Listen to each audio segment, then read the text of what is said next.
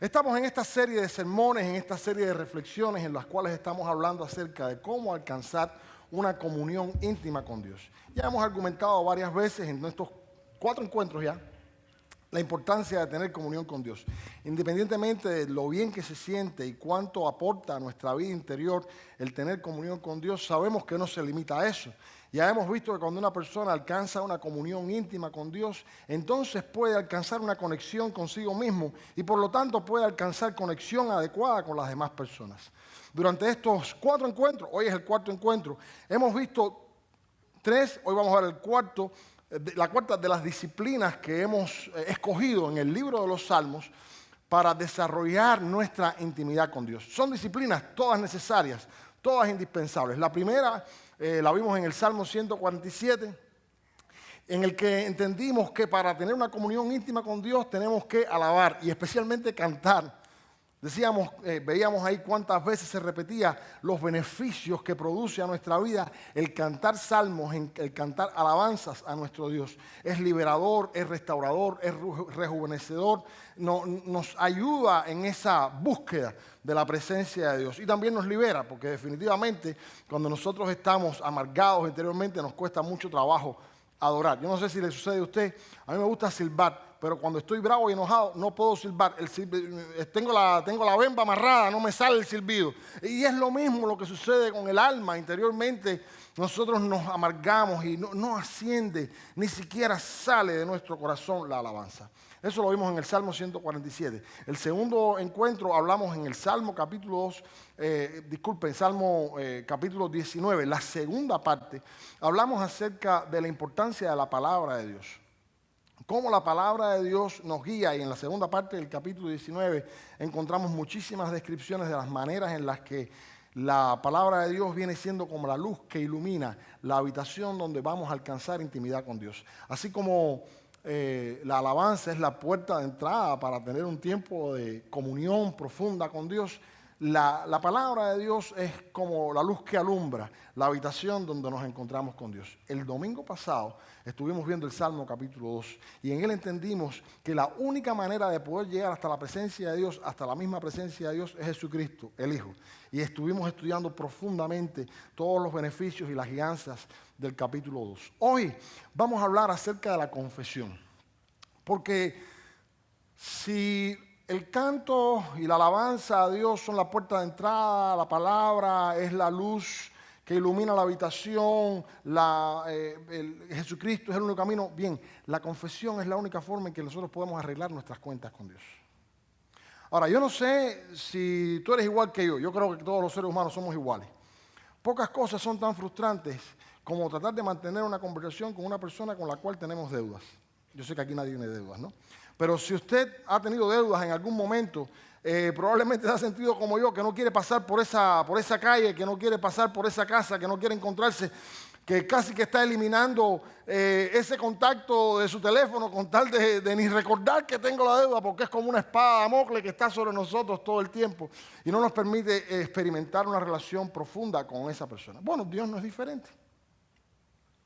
Dios no es diferente. Cuando nosotros tenemos cuentas pendientes con Dios, se nos hace prácticamente imposible ir a donde está Él, o al menos tener comunión íntima. Sí, muchas veces vamos a donde está Él, sabemos que hay algunas cuentas pendientes y le decimos a Dios, bueno, espérate un ratito, eso lo hablamos después, ahora tengo este asunto urgente, ¿por qué no lo tratamos? Después tratamos ese asunto pendiente que nosotros tenemos. El asunto está en que Dios no es hipócrita como nosotros. Dios dice, yo estoy totalmente dispuesto a establecer una relación profunda contigo. No solamente dispuesto, sino deseoso de experimentar una relación profunda contigo. Pero si nosotros tenemos cuentas pendientes, tenemos que arreglarlas. Y la manera de arreglar esas cuentas pendientes es la confesión. Hay algunas personas que piensan que a Dios se va así como si fuera el bar de la esquina, uno entra como uno quiere, pero no es así. La Biblia es clara y constantemente repite vez tras vez que el pecado nos separa de Dios. Algunos textos que podríamos ver con respecto a eso, el mismo Salmo 66, 18. En el Salmo 66, 18 dice, si en mi corazón hubiese yo mirado la iniquidad, el Señor no me habría escuchado.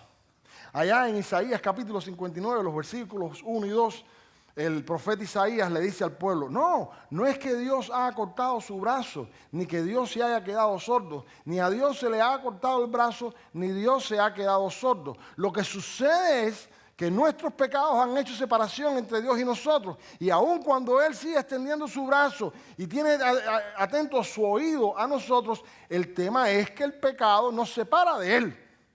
Y es algo que tenemos que acabar de comprender, es algo que tenemos que acabar de aceptar. No podemos ir a tener una comunión íntima con Dios si tenemos cuentas pendientes con Él. La buena noticia es que sí hay una solución para eso, y la solución es la confesión.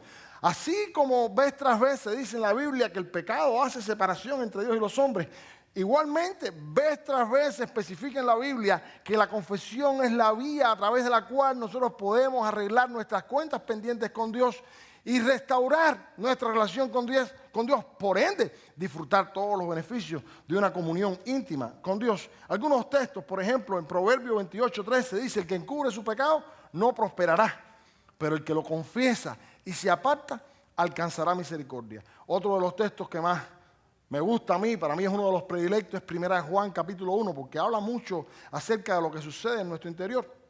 Dice, si alguno de ustedes dice que no tiene pecado, se está engañando a sí mismo. No solamente se está engañando a sí mismo, sino que está haciendo a Dios mentiroso, porque Dios dice que todos los hombres somos pecadores.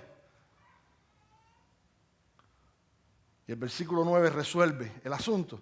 Dice, pero si confesamos nuestros pecados, Él es fiel y justo para perdonar nuestros pecados y limpiarnos de toda maldad. Así que es muy importante que nosotros entendamos de qué va la confesión, cuál es esa disciplina de la confesión. Una correcta comprensión de la confesión nos abre un camino expedito a una comunión profunda con Dios. Una comprensión incorrecta de la confesión puede estorbar nuestra relación con Dios y nos puede privar de una comunión íntima con Dios y todos los beneficios que eso reporta. Hoy, nuevamente vamos al libro de los Salmos, el libro que estamos estudiando, y nos vamos a detener en el Salmo 51. El Salmo 51 es una oración de confesión que sirve como guía para todos nosotros. Es una oración de confesión de parte de David. Antes de pasar a estudiar esa oración de confesión, vamos a ver el contexto de esa oración. David, el rey de Israel, había pecado en las maneras más desagradables que un ser humano puede pecar. David había codiciado a una mujer que no era la suya. David había abusado de su poder. Prácticamente abusando de su poder había secuestrado a esa mujer. Fornicó con esa mujer que no era la suya, que precisamente era la mujer de Urías Geteo, uno de los generales de ejército más fieles de su compañía, uno de sus amigos personales, una de las personas que daba la vida por él. Esa era Betsabé, la mujer de Urías Geteo. Producto de aquella fornicación, Betsabé queda embarazada. No se para ahí, no se detiene David, sino que trama, urde toda una complicidad para hacer creer a Urías Geteo que el hijo que era producto de su fornicación era de él y no de David. Así que manda a Urías Geteo venir del frente de batalla y le insta a que se acueste con su mujer. Urías Geteo, con una fidelidad a sus soldados y a sus subalternos tremenda, le dice, no, durmió en el pajar, durmió afuera de la ciudad, incluso dice, yo estoy loco por estar con mi mujer, que by the way era una mujer muy bella, pero no, yo no puedo estar disfrutando de mi mujer cuando los soldados que están bajo mi mando no están disfrutando de ella. Lo intentó, incluso trató de emborrachar a Urías Geteo para que se acostara por suerte. No lo hizo el hombre, tan fiel era. Ni modo, no pudo lograrlo David y no le quedó de otra, dijo él, de enviarlo al frente de batalla. Le dijo al general de ejército, mira, hace falta que lo pongas en el lugar más recio de la batalla. Y con la espada del enemigo mató a su amigo. Después viene Natán, un profeta, lo confronta con su pecado y él escribe este salmo. Ahora, viendo el contexto, podemos entender que no hay nada, no hay absolutamente nada que nosotros hayamos hecho que Dios no pueda perdonar. No solamente que Dios no pueda perdonar, sino que Dios no esté dispuesto a perdonar. Si confesamos de manera adecuada. Por eso, si hoy llegaste a este lugar cargando la culpa de un pecado, si hoy has llegado a este lugar no solamente cargando la culpa de un pecado, sino dominado, derrotado, destruido, controlado por un pecado que tú sabes que está mal, pero que no tienes forma de liberarte de él, que está arruinando tu vida, que está arruinando tus relaciones, primeramente tu relación con Dios, luego tu relación contigo mismo, porque nosotros no podemos confiar en nosotros mismos cuando somos personas tan desleales, incluso con las personas que no son leales. Por supuesto, nosotros no podemos tener una relación adecuada con el resto de las personas que nos rodean. Si estás en esa condición, entonces presta mucha atención al Salmo 51. Porque en él encontramos, hoy vamos a ver al menos 4 verdades importantes de la confesión. 4 verdades radicales de la confesión. Quizá tú dices, no, yo me he confesado. La pregunta es, ¿te has confesado correctamente? ¿Esa confesión que has practicado es la adecuada? Ojo, si tú te has confesado y has salido del proceso de confesión de la misma manera que entraste, entonces no es efectiva, no es la confesión adecuada, porque la confesión adecuada sí es efectiva. Y descarga la culpa, y no solamente descarga la culpa, sino que libera del control de ese pecado. Vamos a ver algunas cosas en este salmo que comienza así. Ten piedad de mí, oh Dios, Salmo 51, versículo 1. Ten piedad de mí, oh Dios, conforme a tus piedades, conforme a la multitud de tus misericordias, borra mis rebeliones. Lávame más y más de mi maldad, límpiame de mi pecado. Yo reconozco que soy pecador. Mi pecado está siempre delante de mí. Contra ti solo he pecado y he hecho lo malo delante de tus ojos para que seas reconocido por justo en tu palabra y por santo en tus juicios, por puro en tus juicios.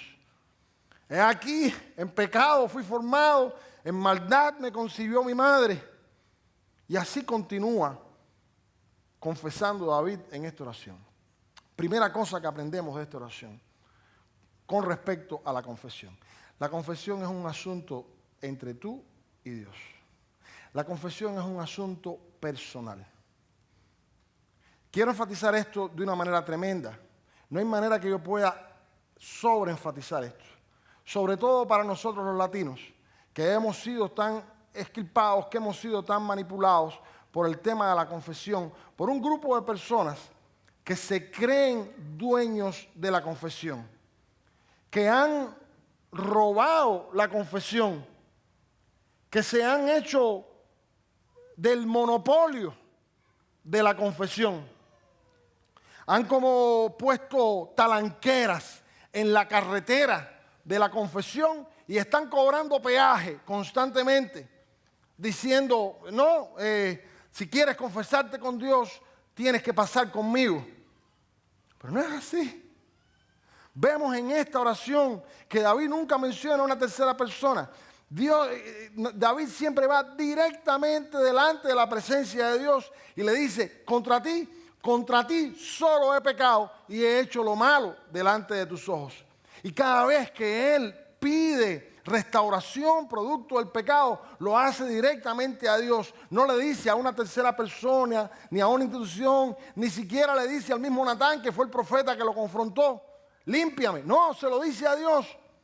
Le dice a Dios, límpiame, purifícame, líbrame, cúbreme, líbrame de todo mi pecado. Lávame más y más de mi maldad. Es algo personal, tuyo con Dios, sin ningún intermediario. Sea persona que se llame como se llame, sea institución que se llame como se llame. La confesión es algo personal, una relación entre el individuo y Dios, entre el hombre y Dios. Por supuesto que la persona o la institución que dice, yo tengo el monopolio de la confesión, sabe que tiene mucho poder. ¿Qué no daría uno por sentirse liberado? ¿Qué no daría uno por sentirse perdonado? ¿Qué no daría uno por sacarse la culpa? Entonces, si yo tramposamente, mentirosamente, le digo, Percy, si quieres confesarte con Dios, tienes que venir conmigo, porque yo tengo el monopolio de la confesión. Y para eso tienes que hacer estas cosas que yo te digo. Miren, ese tipo de manipulación religiosa ha existido desde que el mundo es mundo.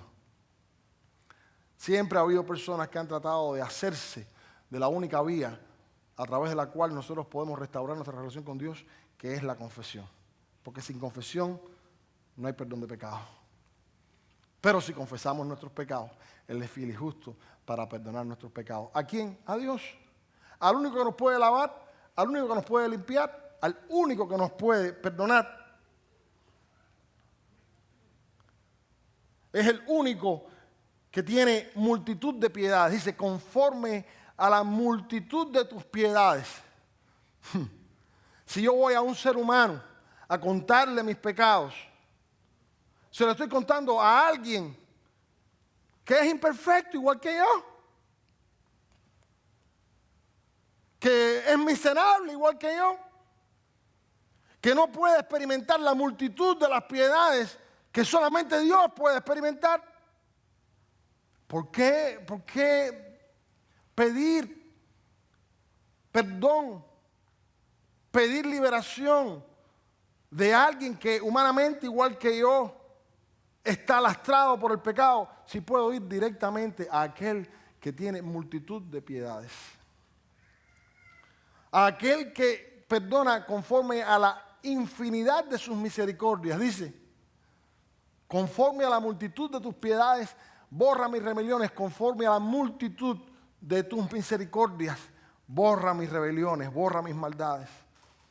Y voy ahí delante de una persona, un miserable pecador, igual que yo, que puede portarse conmigo de manera indulgente o de manera severa,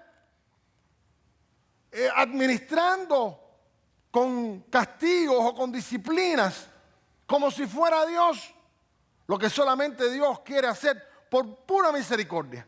De eso veremos un poco más adelante. ¿Por qué recibir un te perdono o te absuelvo de labios mentirosos, cuando yo puedo recibir, como dice el versículo 4, contra ti solo he pecado, contra ti, oh Dios, solo he pecado, para que seas reconocido por justo en tu palabra y por puro en tus juicios? Si yo voy a una persona o a una institución a pedir perdón, no es justo en su palabra, porque solamente Dios es justo en su palabra. Pero cuando yo voy a confesarme directamente con Dios, lo estoy haciendo con aquel que es justo en su palabra. Y no solamente que es justo en su palabra, sino que es puro en sus pensamientos, que es puro en sus juicios. No, yo prefiero recibir el te perdono de parte de Dios y no de labios mentirosos. Y no es que yo esté arremetiéndola con nadie. Estoy simplemente diciendo lo que dice la Biblia. Pablo dice en Romanos capítulo 2, sea Dios veraz y todo hombre mentiroso. Sea Dios veraz y todo hombre mentiroso. Entonces, si tú estás ahora mismo enfrascado en un tema de pecado, bienvenido al club. Todos estamos enfrascados en temas de pecado. Y si alguno dice que no está enfrascado en temas de pecado, necesita una buena terapia de confesión. Porque Jesucristo dice que todos hemos pecado.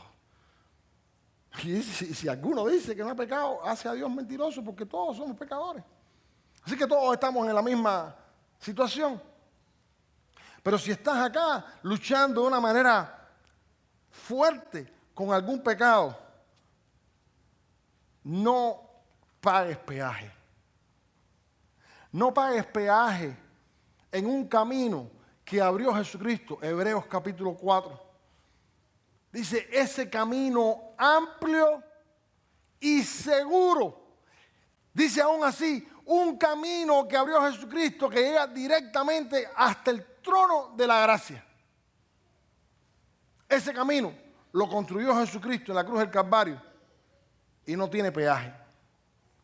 Si alguna persona u organización ilegítimamente se mete en ese camino, no tienes que hacerle caso.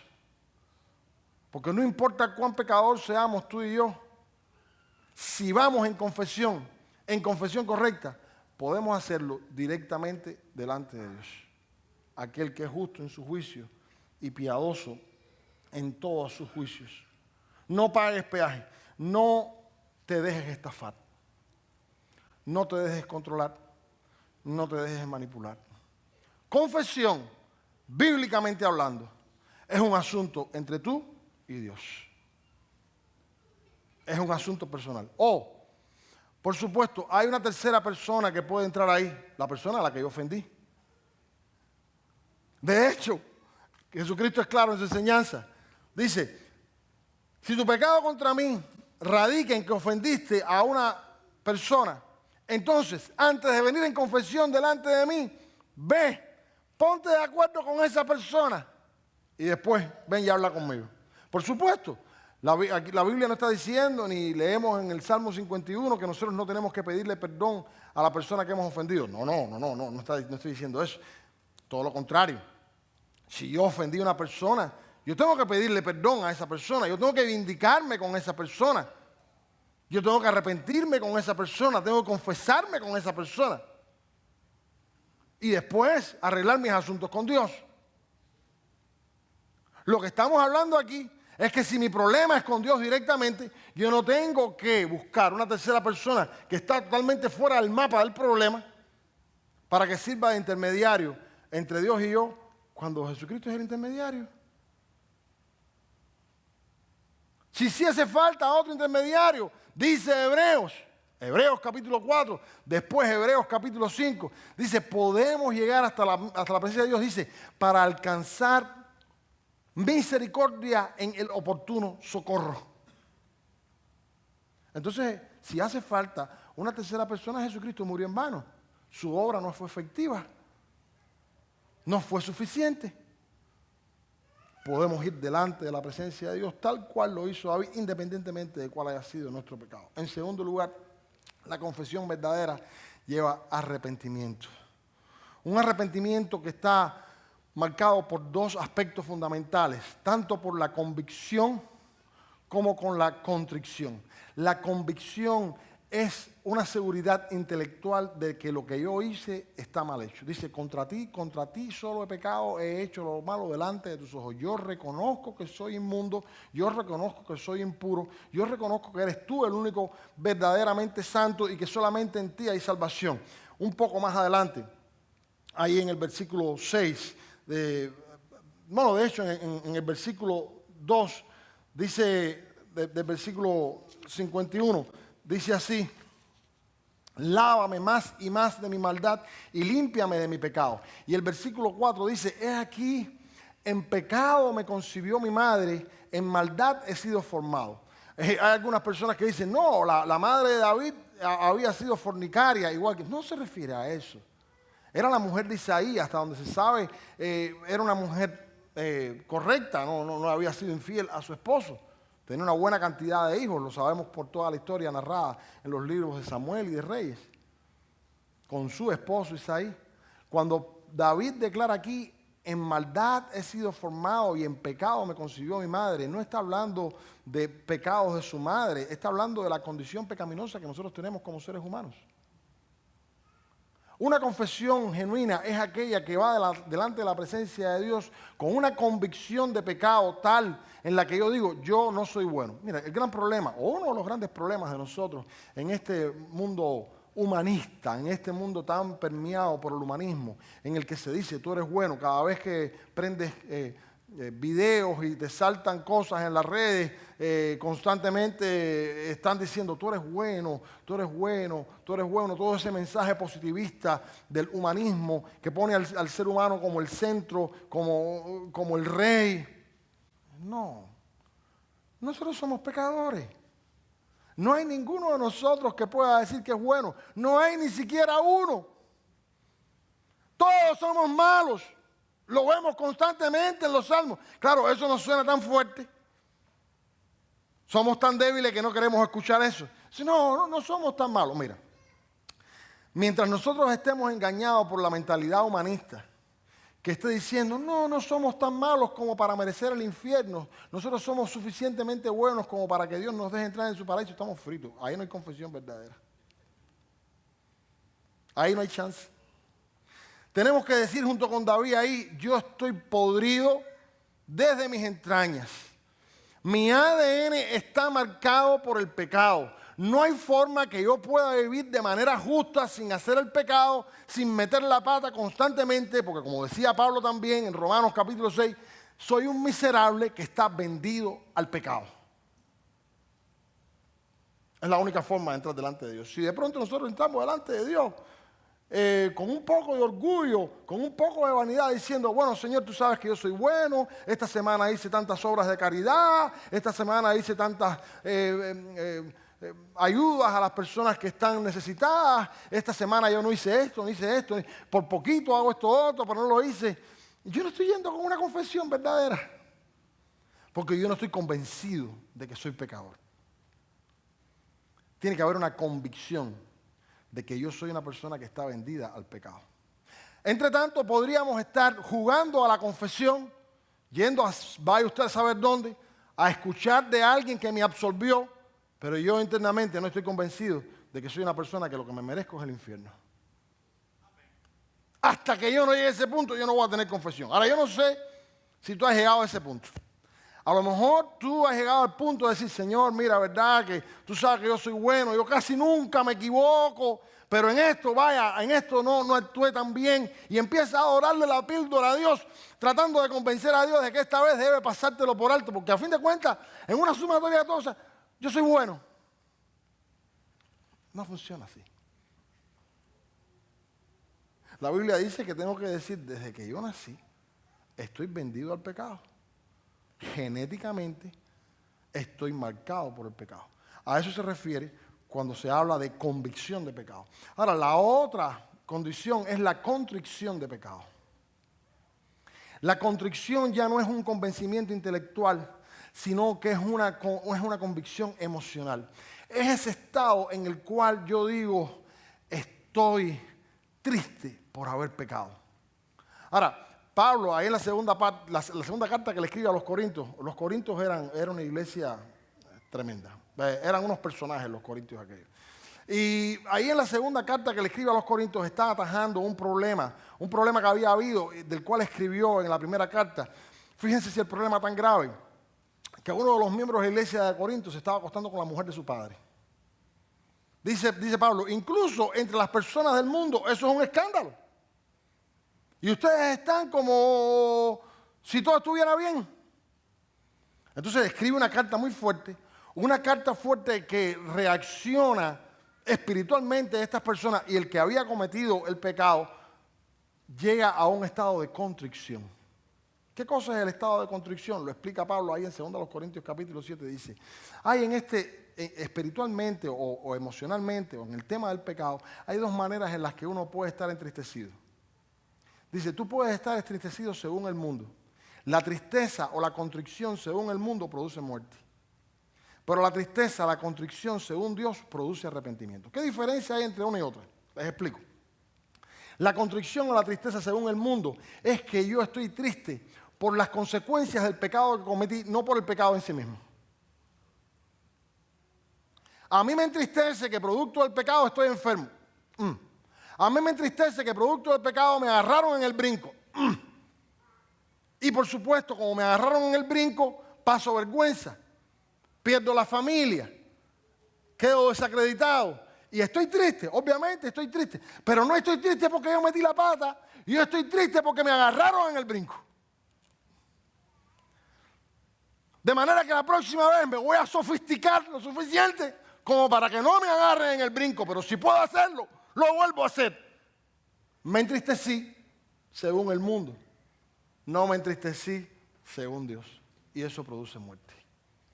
Pero la contrición según Dios que produce arrepentimiento, es esa tristeza, ese agobio, ese sufrimiento que se produce en el corazón por el hecho mismo de haber pecado contra Dios. Y dice David, contra ti solo he pecado. He hecho lo malo delante de tus ojos, me arrepiento. Estoy tan triste de haberte defraudado. Por supuesto, una persona que no ha tenido una relación personal con Dios, un individuo que no sabe absolutamente nada acerca del amor de Dios en su vida, no va a experimentar eso. Yo ofendo a don Juan de los Palotes y bueno, hay a don Juan de los Palotes, porque yo no tengo ninguna relación con don Juan de los Palotes. Pero cuando yo sé que lo que yo he hecho ha entristecido, ha afectado, ha perjudicado a una persona que yo amo, me entristezco. Eso es la contrición. Por supuesto, la contrición es un don que Dios da. ¿Estás pendiente con algún pecado? Bueno, es algo que tú puedes arreglar directamente con Dios. No tienes que venir conmigo ni tienes que venir con nadie, a no ser que vayas con la persona a la que ofendiste. ¿Estás enredado en algún pecado que no puedes experimentar una relación personal con Dios producto de ese pecado? Entonces tienes que ir con arrepentimiento. Un arrepentimiento que viene por la convicción de decir, bueno, ¿sabes qué? He pecado, seguiré pecando y volveré a pecar mientras esté en este mundo porque estoy caído. Pero eso me entristece por la interrupción que se produce entre mi relación con Dios en profundidad y en amor. Yo he experimentado contrición muchas veces en mi vida, pero yo nunca olvido la primera vez que experimenté contrición. Fue una tristeza tan fuerte. Fue una tristeza tan fuerte. Nunca lo he olvidado. Me sentía basura. No fue una cosa que yo no pude lidiar con el resto de la persona, no fue un escandalazo en el cual yo fui perjudicado. Simplemente yo en mi interior sabía que nuevamente le había fallado a Dios. Y no quería. Me sentía tan mal por eso. Yo sabía y estaba convencido de que Dios lo había hecho todo por mí, lo haría todo por mí. Y volví a fallarle. Una vergüenza inmensa. Eso es el arrepentimiento verdadero, el que produce contrición. Por eso Dios dice en Isaías capítulo 1, vamos ahora, estemos a cuenta. Dios quiere que estemos a cuenta.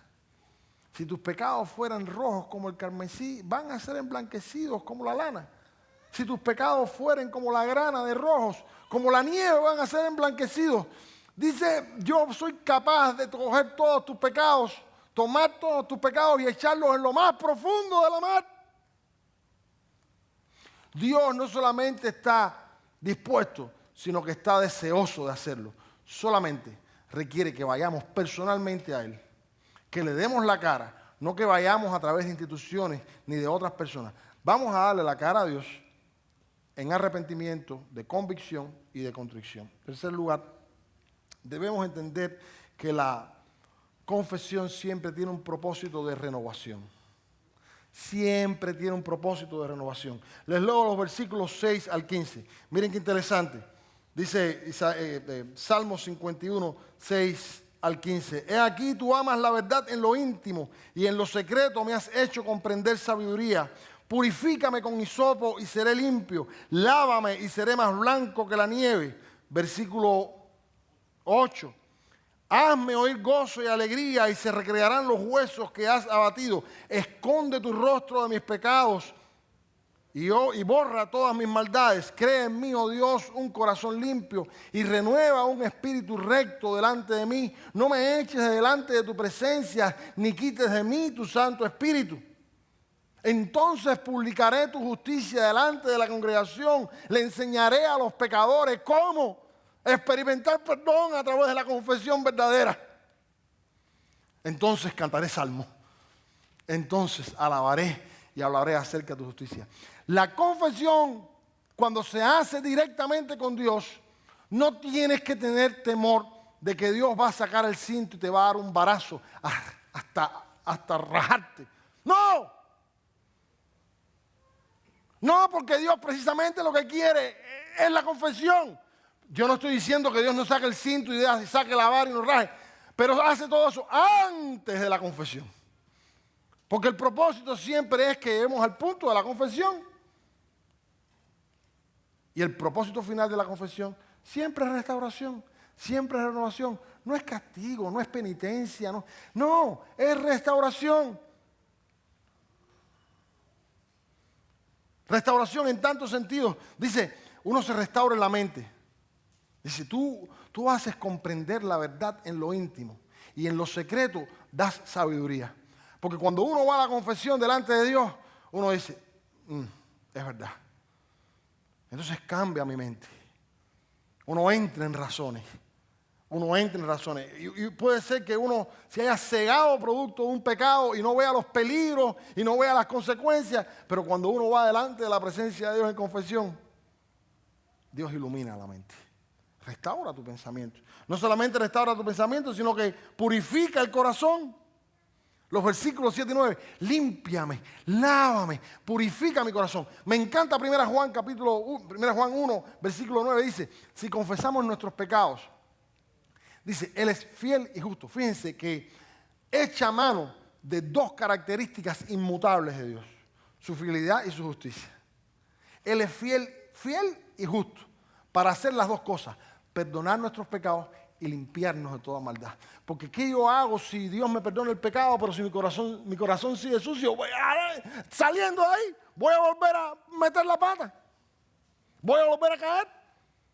Pero con la confesión genuina, Dios purifica mi corazón, me lava más y más de mi maldad, me purifica de mi pecado, restablece mi salud. Dice, perdóname, oh Dios, y se recrearán los huesos que has abatido.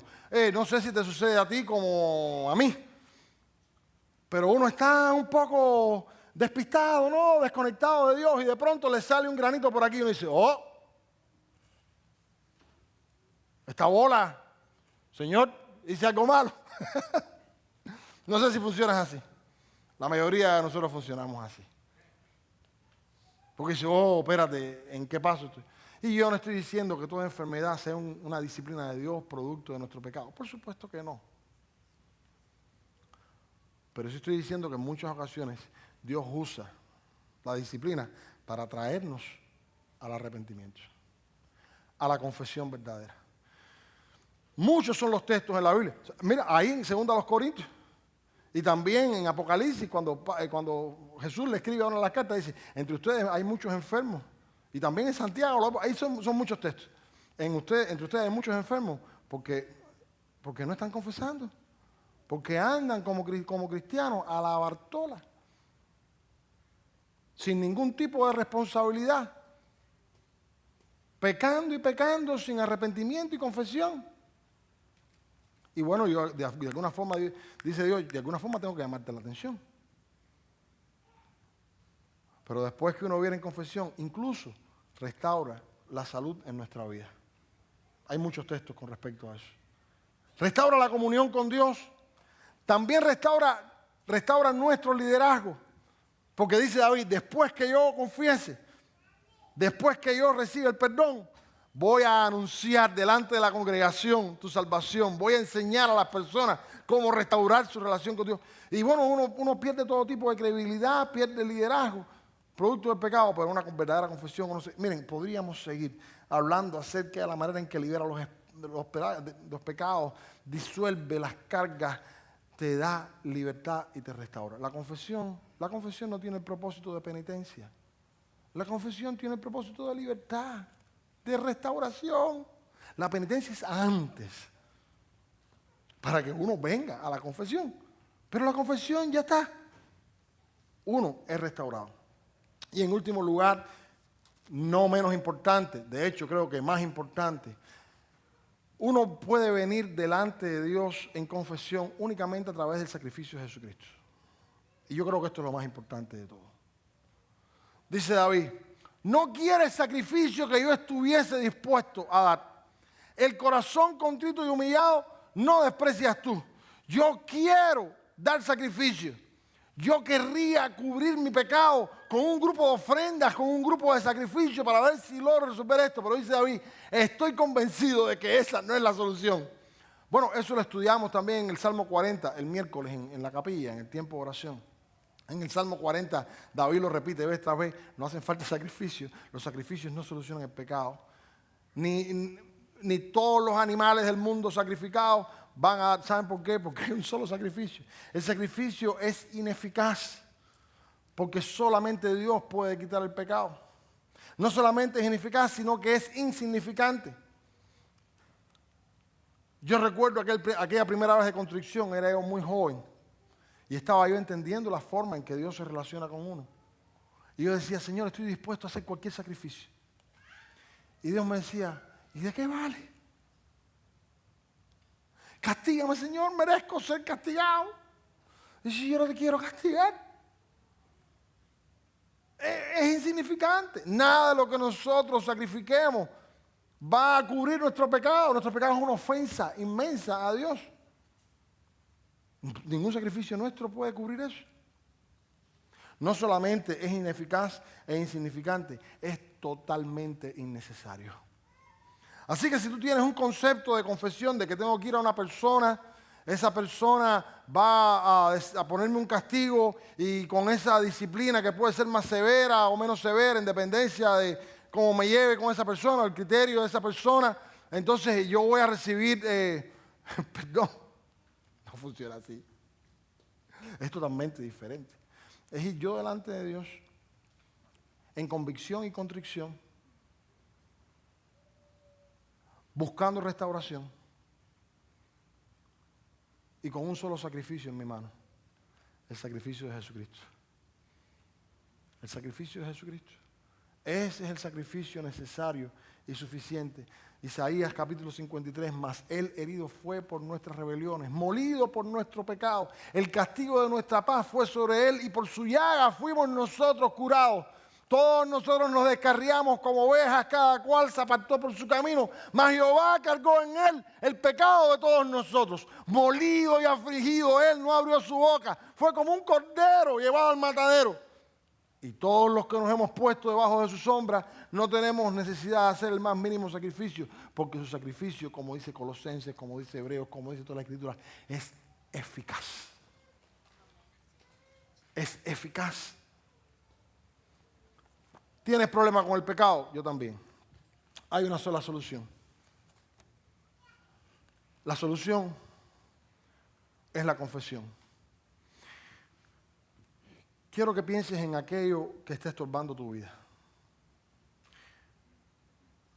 Vamos a escuchar una canción. Una canción en la que se declara, limpio soy. Porque Dios quiere que esta tarde tú salgas aquí declarando, limpio soy. Sin necesidad de parafernalia de ningún tipo. Es un asunto entre tú y Dios. Si todavía no estás convencido de que eres pecador, pídele en esta canción, Señor, ayúdame a entender, a tener convicción de pecado. Si todavía el pecado no te ha entristecido al punto de volver a cometerlo al doblar la esquina, dile, Señor, dame contrición verdadera. Si piensas que el pecado te va a destruir de manera permanente, dile, no, Señor, estoy confesándome para la restauración. Si estás temiendo algún tipo de sacrificio, simplemente aférrate y ponte debajo del sacrificio de Jesucristo, que es eficaz y completo. Todo el acta de los decretos, dice Colosenses capítulo 4, también capítulo 2, que era contra nosotros, Jesucristo la quitó del medio y la clavó en la cruz. Y a través de Él nosotros tenemos perdón y redención eterna. Te invito a que cierres tus ojos y escuches esta oración.